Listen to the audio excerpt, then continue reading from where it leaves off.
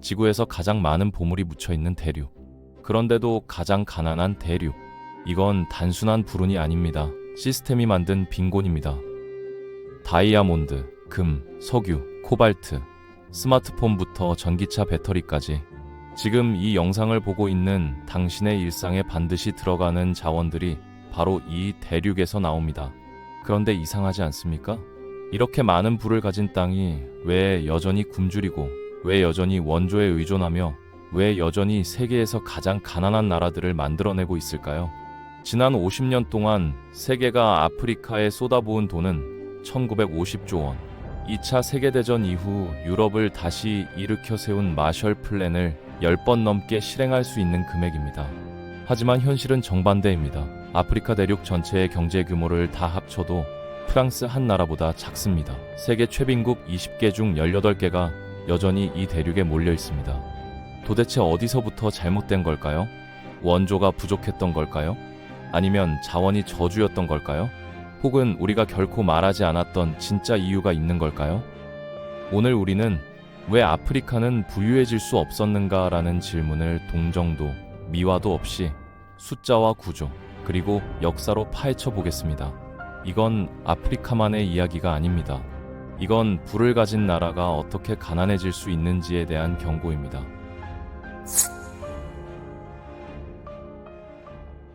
물론 아프리카 전체가 굶주림에 허덕이는 건 아닙니다. 중진국 수준의 소득을 올리며 나름 괜찮게 사는 나라들도 분명 있죠. 다만 대륙 전체를 놓고 보면 여전히 절대 다수의 사람들이 하루 벌어 하루 먹고 사는 수준을 벗어나지 못하고 있다는 게 문제입니다. 그렇다면 대체 무엇이 이 거대한 땅을 이토록 가난하게 만든 걸까요? 흥미로운 건 이 질문 자체가 사실 잘못된 전제를 깔고 있다는 점입니다. 마치 아프리카가 뭔가 잘못해서 실패한 것처럼 들리거든요. 하지만 진실은 이들의 가난이 애초부터 운명처럼 정해져 있었다는 겁니다. 그리고 여기엔 정치, 경제, 사회, 자연환경이라는 수많은 요인들이 실타래처럼 복잡하게 얽혀있죠. 아프리카 빈곤의 뿌리는 사실 그 누구의 잘못도 아닙니다. 인간이 이 땅에 발을 딛기 훨씬 전부터 이미 정해져 있던 지리적 조건 때문이었거든요. 이런 땅의 특성 차이는 단순히 문명이 발전하기 어렵다는 수준을 넘어서 오늘날까지 이어지는 자본과 기술, 국가 시스템의 격차를 만들어낸 근본 원인이었습니다. 문명이 꽃피우려면 반드시 교류가 있어야 한다는 건 누구나 알고 있는 사실이죠. 지식과 기술이 서로 섞이고 퍼져나가야 비로소 문명이 한 단계 도약할 수 있으니까요. 그런데 아프리카의 가장 큰 특징은 바로 고립된 대륙이라는 점입니다. 세계 지도를 펼쳐놓고 보면 유라시아 대륙은 동서로 길게 뻗은 횡축 형태를 띠고 있습니다. 대륙이 좌우로 길다는 건 대부분의 지역이 비슷한 위도상에 있다는 의미이고, 그 말은 곧 기온과 계절 변화, 햇빛의 양 같은 기후 조건이 유사하다는 뜻이죠. 이게 왜 중요할까요? 유라시아에서는 한 가지 농업 방식이 동쪽에서 서쪽으로 또는 그 반대로 쉽게 전파될 수 있었기 때문입니다.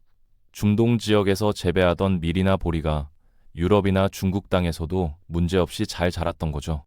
반면 아프리카는 남북으로 긴 종축 구조입니다. 위도가 바뀐다는 건 곧 기후가 완전히 달라진다는 의미거든요. 열대우림 지역부터 시작해서 사바나 초원, 광활한 사막, 지중해성 기후, 고산지대까지 남쪽이나 북쪽으로 이동할 때마다 환경이 극적으로 변합니다. 그러니 유라시아처럼 하나의 농사 기술이 대륙 전체로 퍼져나가기가 불가능했던 거죠. 북쪽 지역에서 잘 자라던 작물이 남쪽으로 내려가면 시들어 죽어버렸으니까요. 사람은 걸어서라도 이동할 수 있지만 정작 정착 생활의 기반인 농작물은 기후라는 보이지 않는 벽에 막혀버린 겁니다. 그렇게 유라시아가 거대한 농업 문명권으로 하나로 묶여 성장하는 동안 아프리카의 각 지역은 서로 단절된 채 각자의 생존을 도모할 수밖에 없었습니다. 더 큰 문제는 아프리카의 불리함이 기후에서 끝나지 않는다는 점입니다. 어쩌면 이 대륙을 진정한 감옥으로 만든 건 바로 지형 그 자체였습니다. 아프리카 대륙을 입체적으로 보면 정말 신기한 모습을 발견할 수 있습니다. 산맥들이 마치 성벽처럼 해안선을 따라 빈 둘러 솟아 있거든요. 쉽게 말해서 아프리카는 대륙 전체가 바다보다 훨씬 높은 곳에 자리한 거대한 고원지대라는 겁니다. 이게 왜 문제가 되는 걸까요? 문명의 생명줄이라 할 수 있는 강의 기능을 반쪽으로 만들어버리기 때문입니다. 인류의 주요 문명이 모두 강가에서 시작된 건 결코 우연이 아니었습니다. 식수와 농사에 필요한 물을 확보하려면 강 같은 수원이 필수였죠. 하지만 이들 문명이 단순한 부족 사회를 넘어 거대한 문명으로 성장할 수 있었던 건 강이 가진 또 다른 능력, 바로 엄청난 운송력 덕분이었습니다.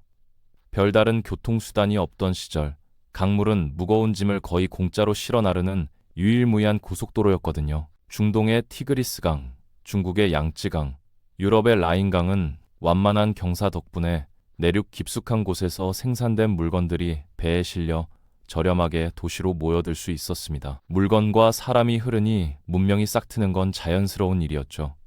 그런데 아프리카에서는 이게 불가능했습니다. 강물이 흘러가다가 해안가에 가까워지면 갑자기 낭떠러지를 만나면서 거대한 폭포나 급류로 변해버리기 때문입니다. 보기에는 장관이지만 배가 다니는 수로로서는 최악이죠. 내려가는 것도 위험천만하고 거슬러 올라가는 건 아예 불가능합니다. 그러니 내륙에 아무리 풍부한 자원이 있어도 그걸 하류로 실어 나르거나 바다로 내보내기가 어려운 구조였던 겁니다. 이는 무역을 통한 자본 축적이 근본적으로 작동하기 힘들었다는 의미죠. 더욱 무서운 건 지식 네트워크에서의 단절입니다. 우리가 무역을 떠올릴 때 보통 물건을 주고받는 걸 생각하지만 실제로 문명 발전에서 더 중요한 요소가 따로 있습니다. 상인들이 거래할 때 물건만 오가는 게 아니라 문자나 바퀴, 화약이나 제철 기술 같은 최신 지식이 함께 들어온다는 거죠. 하지만 아프리카는 지형적 한계로 이런 지적 교류가 극도로 어려웠고 결국 내륙 깊은 곳의 문명들은 수천 년 동안 자기들만의 시간 속에 갇힐 수밖에 없었습니다. 그렇다면 내륙은 그렇다 치고 바다와 가까운 부족들은 발전했어야 하는 거 아니냐고 생각할 수 있죠. 문제는 아프리카에게 바다의 축복마저 허락하지 않았다는 겁니다. 앞서 봤듯이 아프리카는 거대한 대륙입니다. 유럽의 모든 나라를 3번씩 우겨 넣어도 공간이 남을 정도죠. 그렇다면 당연히 유럽보다 훨씬 긴 해안선을 가지고 있어야 정상일 겁니다. 하지만 실제로는 유럽의 해안선이 훨씬 더 큽니다. 아프리카의 해안선은 유럽에 비해 지나치게 매끄럽기 때문이죠. 그리고 바로 이것이 천연 항구가 생겨나지 못한 결정적인 이유였죠. 사람들은 흔히 바다와 맞닿아 있으면 그냥 항구 아니냐고 생각합니다. 하지만 실제로 천연 항구가 형성되려면 엄청나게 까다로운 조건들을 만족해야 하죠. 우선 항구가 만들어지려면 큰 배가 들어와도 바닥에 닿지 않을 만큼 수심이 깊어야 합니다. 문제는 단순히 깊기만 하면 되는 게 아니라 동시에 물결이 잔잔해야 한다는 거죠. 짐을 싣고 내리는 동안 배가 파도에 흔들리지 않아야 하고 정박한 배들끼리 부딪히는 사고가 없어야 하니까요. 그런데 중요한 건 이 두 조건이 자연 상태에서는 좀처럼 함께 나타나기 힘듭니다. 수심이 깊은 해안일수록 파도가 육지를 직접 때리니 잔잔하기 어렵고 반대로 파도가 잔잔한 곳은 토양이 쌓여서 수심이 얕기 때문이죠. 유럽이나 아시아는 해안선이 톱니바퀴처럼 울퉁불퉁합니다. 그래서 육지가 바다를 감싸 안는 이른바 만 형태의 지형이 많이 있죠. 이런 곳은 수심은 깊지만 육지가 천연 방파제 역할을 해줘서 안쪽은 호수처럼 잔잔하니 천연 항구로 최적입니다. 런던, 제노바, 함부르크, 상하이, 하이파 등등 문명 발전을 이끈 수많은 초기 항구 도시들이 바로 이런 천연 항구에서 탄생했죠. 그런데 이런 천연 항구가 아프리카에서는 찾아보기 힘들었다는 겁니다. 아예 없었던 건 아니지만 대륙의 크기를 고려하면 극소수에 불과했고 대륙 전체를 연결하는 해상 네트워크가 만들어지기엔 지리적 제약이 너무 컸죠. 지나치게 매끈한 해안선 때문에 거친 대양의 파도가 육지를 쉴 새 없이 때려댔던 겁니다. 항구가 없으니 시장이 생기기 어렵고 시장이 없으니 교역도 없으며 교역이 없으니 교류도 없었던 거죠. 결국 아프리카의 광대한 해안선은 역설적이게도 이 대륙을 바다로부터 고립시킨 또 하나의 장벽이었던 셈입니다. 이런 상황에서 설상가상으로 토양과 생태 환경마저 문명 발전을 가로막았습니다. 아프리카의 울창한 열대림을 보면 얼핏 땅이 매우 비옥해 보입니다. 하지만 실상은 정반대죠. 쏟아지는 폭우가 토지의 영양분을 끊임없이 씻어내는 용탈 현상 때문에 땅의 힘이 형편없이 약했던 겁니다. 아프리카는 일부 비옥한 고원이나 화산 토양지대를 제외하면 대규모 농업에는 적합하지 않은 까다로운 땅이 대부분이었죠. 게다가 문제는 토양만이 아니었습니다. 농작물에도 문제가 있었거든요. 유라시아의 주식이었던 밀이나 보리, 쌀 같은 곡물은 알갱이가 작고 수분이 적다는 특징이 있습니다. 그래서 부피가 작아 운송이 쉽고 무려 수년간 보관이 가능했죠. 반면 아프리카의 상당수 지역, 특히 열대 지역에서 주식으로 삼던 야미나 타로 같은 뿌리 작물은 상황이 완전히 달랐습니다. 이들은 수분이 많아서 상당히 무겁고 캐내는 순간부터 부패가 빠르게 시작되죠. 유라시아의 곡물은 아프리카와 달리 남는 생산물을 저장할 수 있었습니다. 그리고 이는 자연스럽게 모든 사람이 꼭 농사를 지을 필요는 없게 만들었죠. 이른바 직업의 분화가 시작된 겁니다. 문명이 발전하려면 농부가 아닌 학자나 기술자, 군인, 관료 같은 전문가 집단이 필요합니다. 그런데 과거 아프리카에서는 남는 생산물이 없고 설사 있다 해도 그걸 저장하기 어려우니 사회 구성원 대부분이 생존을 위해 밭을 떠날 수가 없었던 거죠. 그러니 문명을 고도화시킬 다양한 전문가들이 탄생하지 못한 건 어쩌면 당연한 결과였습니다. 여기서 더욱 뼈아픈 건 가축의 부재였습니다. 산업혁명 이전까지 문명의 핵심 동력은 바로 가축이었거든요. 소는 사람보다 수십 배나 강한 힘으로 밭을 더 깊게 갈아줘서 남는 식량을 크게 늘렸고, 말은 수레를 끌며 물자와 정보를 실어 나르는 인류 최고의 운송수단이었죠. 그런데 문제는 인류가 사육 가능한 14종의 대형 가축 중 무려 13종을 보유한 유라시아와 달리 아프리카에는 토종 가축이 하나도 없었다는 겁니다. 아프리카에 동물이 넘쳐나는데 그걸 쓰면 되는 거 아니냐고 생각할 수 있죠. 하지만 안타깝게도 얼룩말이나 들소, 코뿔소, 누 같은 아프리카의 토종 동물들은 가축화가 불가능했습니다. 즉, 사람이 등에 타거나 물건을 지우거나 번식을 시키는 등의 행위가 불가능했다는 거죠. 이건 되고 안 되는 게 각 종의 기질에 따라 정해져 있기 때문입니다. 얼룩말이나 들소 같은 동물들은 지금도 가축화를 못하고 있다는 점에서 되고 안 된다는 게 무슨 의미인지 쉽게 이해할 수 있죠. 그러니 아프리카에는 이런 일말의 행운조차 따르지 않았던 겁니다. 그럼 다른 곳에서 소를 데려오면 안 되냐고 생각할 수도 있습니다. 실제로 그러기도 했죠. 다만 문제가 있다면 소를 데려온다 해도 크게 의미가 없었다는 거예요. 왜냐고요? 아프리카에는 그들의 천적인 채채파리가 있었기 때문입니다. 채채파리가 옮기는 수면병은 사람에게도 위험하지만 소나 말 같은 가축에게는 그야말로 최악이었거든요. 그러니 설령 유라시아의 가축을 데려온다 해도 사하라 이남의 채채파리 저지선에 막혀 대량으로 폐사하는 일이 반복되었죠. 가축이 없다는 건 단순히 고기를 못 먹는 수준의 문제가 아니었습니다. 쟁기를 끌어줄 동력이 없고 수레를 끌 엔진이 없다는 거죠. 그러니 결국 아프리카인들은 농사나 운송 등 모든 것을 오로지 맨몸으로만 해결해야 했는데, 문제는 설상가상으로 그런 맨몸의 노동력마저 말라리아 같은 치명적인 질병이 지속적으로 갉아먹었다는 겁니다. 그러니 문명이 발전하려 해도 발전하기 어려웠죠. 다만 오해하면 안 되는 게 아프리카의 문명 발전이 아예 없었다는 건 아닙니다. 아프리카는 엄청나게 광대한 대륙이고 나일강을 기반으로 한 이집트처럼 찬란하게 꽃피운 문명도 분명 존재했죠. 다만 결정적인 차이는 유라시아가 거대한 네트워크로 묶여 함께 성장할 때 아프리카의 문명들은 서로 연결되지 못하고 몇몇 예외적인 지역에서만 국지적으로 번성했을 뿐입니다.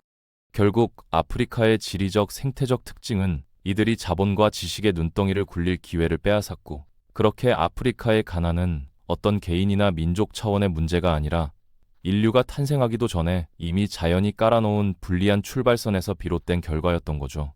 가혹한 지리적 환경은 아프리카를 오랫동안 외부 세계와의 교류에서 멀어지게 만들었습니다. 그러나 19세기 말 제국주의 국가들이 군사력과 경제적 이해관계를 앞세워 아프리카에 진입하면서 이 대륙은 외부 세력에 의해 강제로 세계 질서 속으로 편입되기 시작했습니다.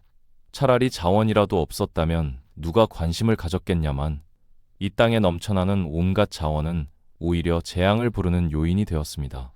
그런데 흥미로운 사실은 유럽인들이 이 땅에서 가장 먼저 그리고 가장 악랄하게 탐한 자원이 바로 노예, 즉 사람이었다는 거죠.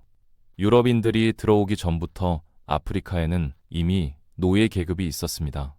유럽인들이 들어온 이후 바뀐 건 이런 전근대적 관습을 하나의 거대한 비즈니스이자 산업으로 확대했다는 겁니다. 유럽인들은 약 400년 동안 상업적 목적으로 최소 1240만 명 이상의 노예를 끌고 갔는데, 여기서 우리가 주목해야 할 건 그들이 그 막대한 노예를 조달한 방식입니다. 우리가 흔히 노예 무역을 떠올리면 무장한 백인들이 쳐들어와 흑인을 납치해가는 모습이 그려집니다. 하지만 실상을 알고 보면 그 방식이 생각보다 훨씬 더 악랄하고 교묘했죠. 우선 아프리카 대륙은 당시 유럽인들에게도 말라리아와 험준한 지형 때문에 내륙까지 접근하기 힘든 죽음의 땅이었습니다. 그래서 그들은 손에 직접 피를 묻히는 대신 아웃소싱을 활용했죠. 먼저 백인들은 비교적 해안가에 가까운 부족들과 접촉한 뒤 호감을 얻을 목적으로 소량의 총이나 술, 옷감 같은 물건을 선심 쓰듯 그냥 줬습니다. 어떤 대가도 요구하지 않았어요.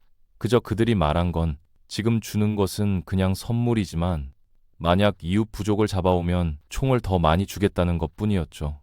단순한 제안처럼 들리지만 이것은 실제로는 절대 거절할 수 없는 제안이었습니다. 우리가 지금 이웃 부족을 잡아오지 않으면 언젠가 이웃 부족이 우리를 잡으러 올 테니까요. 유럽인들은 총을 나눠주는 대가로 오직 사람만을 원했고, 그렇게 스스로를 지키려면 어쩔 수 없이 다른 부족을 잡아 바쳐야 하는 이른바 건슬레이브 딜레마가 만들어진 겁니다.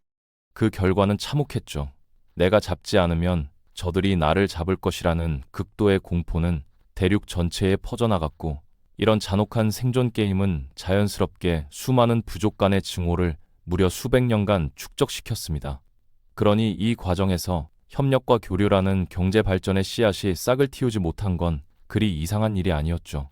이는 노예라는 이름으로 생산을 담당해야 할 엄청난 청년층이 유출된 것, 그 이상으로 아프리카의 발전을 막은 결정적 계기였습니다.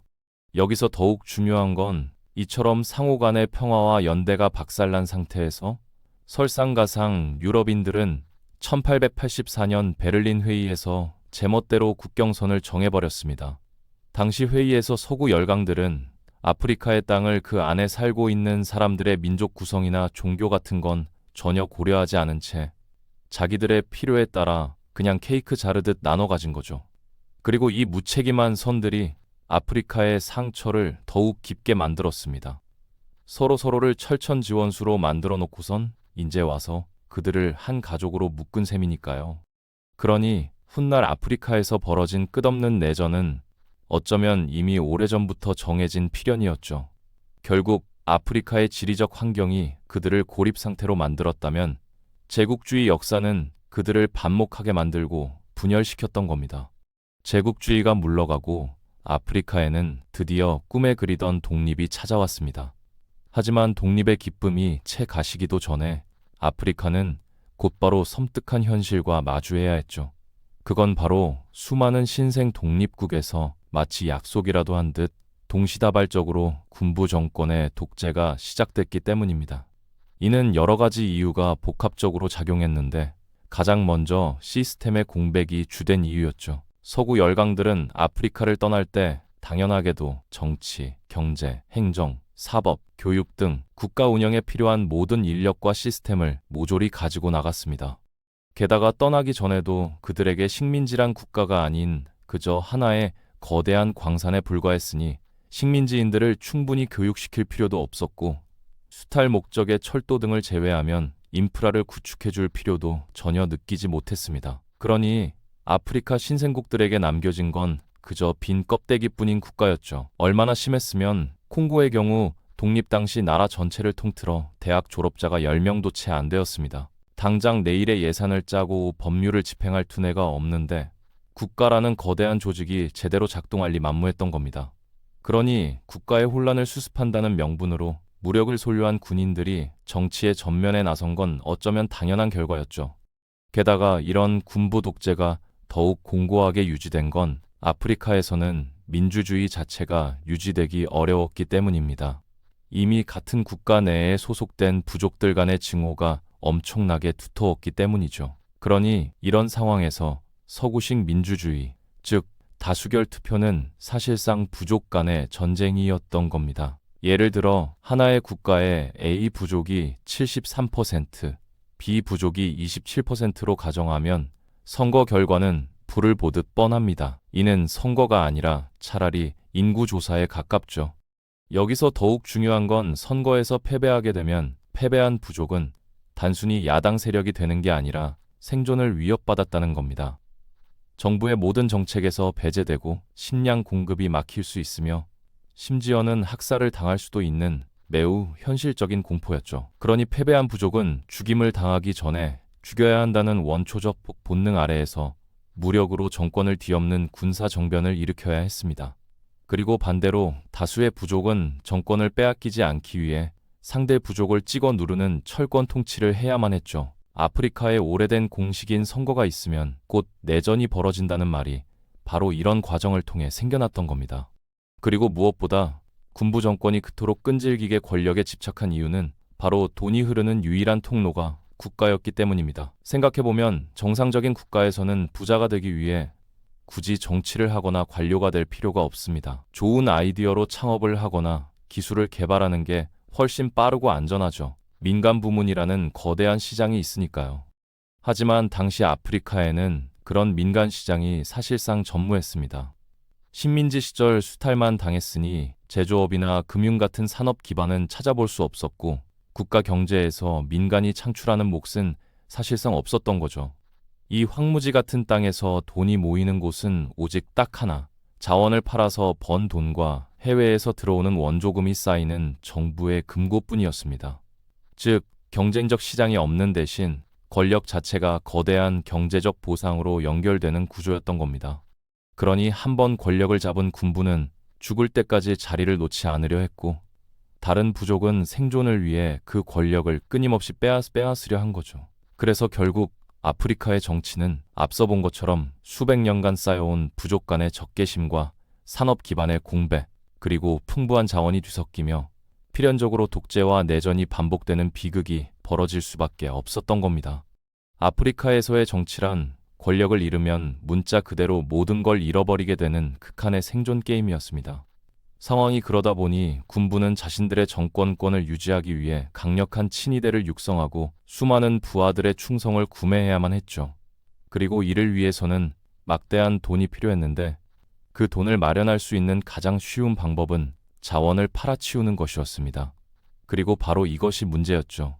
일반적인 국가에서는 정부가 국민에게 세금을 걷어야만 나라를 운영할 수 있습니다. 그렇기 때문에 정부는 납세자의 눈치를 봐야 하죠. 국민이 돈을 냈으니 도로나 병원을 건설하고 행정 서비스 개선 등에 힘써야 하는 겁니다. 그런데 아프리카에서는 이런 일반적인 원리가 전혀 통하지 않았습니다. 국가 재정의 근간을 이루는 게 국민의 세금이 아닌 자원 판매 수입이었으니까요. 그냥 땅을 파내면 달러가 들어오는데 굳이 가난한 국민에게 아쉬운 소리 하면서 세금을 열심히 거둘 필요가 없는 거죠. 그러니까 정부가 국민의 눈치를 볼 필요도 없어진 겁니다. 더 이상 국민을 위한 정치가 아니라는 거죠. 게다가 더욱 문제는 단순히 정치만 망가진 게 아니라는 거예요. 더 심각한 문제는 바로 경제였죠. 아프리카에서는 그냥 땅을 파기만 해도 국내로 막대한 달러가 유입되었습니다. 그런데 문제는 이렇게 달러가 계속 들어오면 자국의 화폐 가치가 폭등하면서 환율이 왜곡된다는 거죠. 그렇게 되면 이제 막 싹을 틔우고 있던 양말 공장이나 가발 공장 또는 간단한 조립 공장의 제품들이 국제 시장에서 경쟁력을 상실하게 됩니다. 아프리카 다수의 국민들은 자원의 축복을 누리지도 못하는데 오히려 그 자원 때문에 뭔가를 해볼 수도 없는 사태에 빠진 겁니다. 자원은 군부가 독점하고 그에 대한 피해는 국민과 민간 시장이 떠안게 되는 구조인 거죠. 물론 어떤 깨어있는 정부는 이런 생각을 하기도 했습니다. 우리도 자원에서 벗어나 무언가 기술을 배우고 가공품을 팔아보자고요. 자원을 그대로 파는 것보다 볶아서 브랜드 커피로 팔고 초콜릿으로 만들어 팔면 훨씬 더 많은 부가가치를 만들어낼 수 있으니까요. 다만 문제가 있다면 이런 개혁의 시도마저 불공정 무역으로 인해 사실상 좌초되었다는 거죠. 유럽의 대부분 선진국들은 아프리카의 카카오나 원두, 구리 같은 원자재에는 관세를 거의 매기지 않습니다. 그걸 싸게 가져와서 자국에서 가공한 뒤 세계 시장에 내놓으면 돈이 되니까요. 그리고 이걸 달리 말하면 아프리카의 국가들이 무언가 한 단계를 올리려고 하는 순간 엄청난 규제를 붙인다는 겁니다. 단순히 관세를 높게 매기는 걸 넘어 위생과 품질부터 포장까지 온갖 비관세 장벽을 모조리 동원하죠. 이는 사실상 원자재의 어떠한 가공도 하지 못하게 막는 것입니다. 물론 이게 경쟁사회에서 잘못되었다고 할 수는 없을 겁니다. 다만 분명한 건 이게 아프리카가 처한 현실이라는 거죠. 아프리카의 경제에 족쇄로 작용한 요소 중에는 한 가지 의외의 이유가 더 있습니다. 그건 바로 선진국들이 보내준 막대한 원조였죠. 도와준 게 뭐가 문제였을까요? 유엔이나 국제구호단체가 식량을 무상으로 공급하면 해당 지역의 농업시장은 즉각적인 영향을 받게 됩니다. 무료로 유입된 식량은 현지 농산물의 가격을 떨어뜨리고 그 결과 지역 농민의 소득 기반이 붕괴되죠. 같은 방식으로 생활용품을 무상 배포하는 원조는 현지 생산시설과 산업의 경쟁력을 약화시키는 결과를 낳습니다. 물론 모든 원조가 부정적인 것은 아닙니다. 교육 인력 파견, 학교와 보건소 설립처럼 제도와 인프라를 구축하는 형태의 원조는 장기적으로 사회 역량을 강화하는 데 기여할 수 있습니다. 그러나 실제 현장에서는 이러한 구조적 원조보다 단기적인 물자 지원이 더 쉽게 선택됩니다. 그 결과 원조가 중단되면 지역 사회가 스스로 생계를 유지할 수 있는 기반은 이미 약화된 상태가 됩니다. 이것이 흔히 말하는 원조의 역설인 거죠. 그래서 결국 정리해보자면 아프리카는 정치적으로 독립은 얻었을지언정 경제적으로는 수많은 요소가 맞물리면서 지속 가능한 성장 기반을 갖추지 못한 거대한 구조적 함정에 빠져 지금까지도 몸부림치고 있는 겁니다.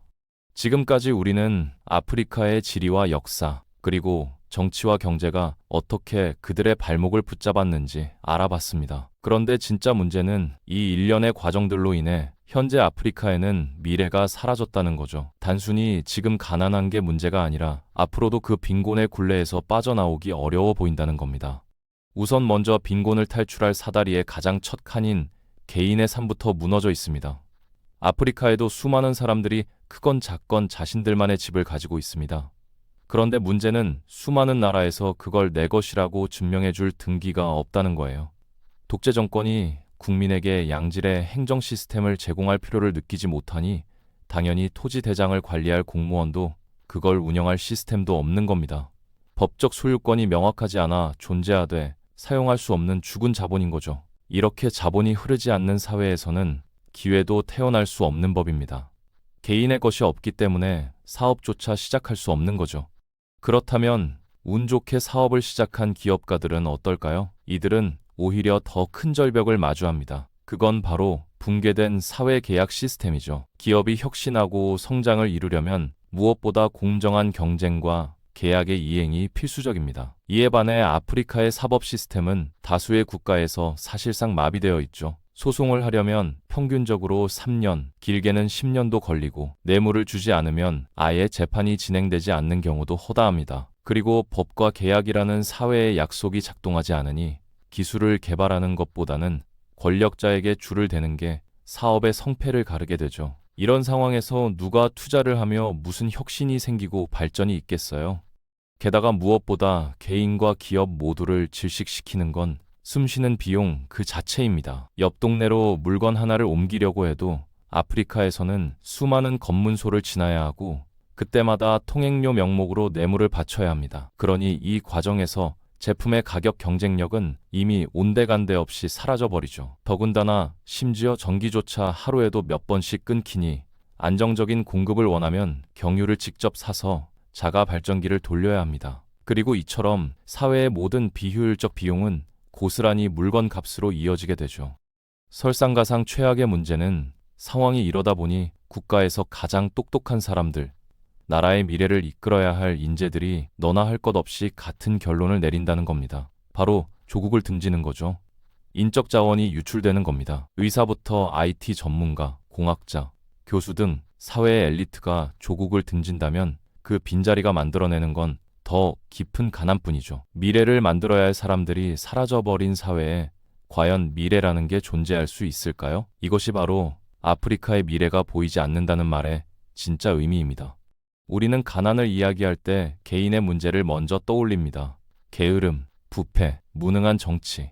하지만 아프리카의 역사를 거슬러 올라가면 그들의 빈곤은 개인의 태도 이전의 지리와 기후, 그리고 수백 년에 걸쳐 누적된 구조의 결과였습니다.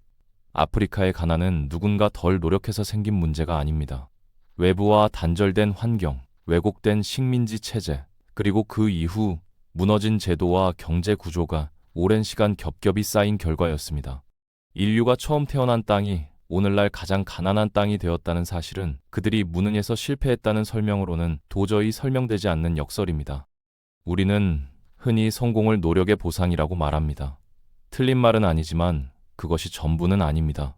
같은 씨앗을 심어도 어떤 땅에서는 숲이 되고 어떤 땅에서는 싹조차 틔우지 못합니다. 노력의 크기보다 뿌리 내릴 수 있는 환경이 먼저 결정되는 경우도 있습니다. 그래서 우리가 가져야 할 태도는 우월감도 죄책감도 아닙니다. 다만 우리가 누리고 있는 이 환경이 당연한 것이 아니라는 사실을 인식하는 것, 그리고 행운을 감사하게 여기되 결코 당연하게 여기지 않는 것이죠. 아프리카의 가난은 과거의 이야기가 아니라 지금도 계속되고 있는 구조의 이야기입니다. 이 이야기를 이해하는 순간 우리가 세상을 바라보는 시선도 조금은 달라질 수 있을 겁니다.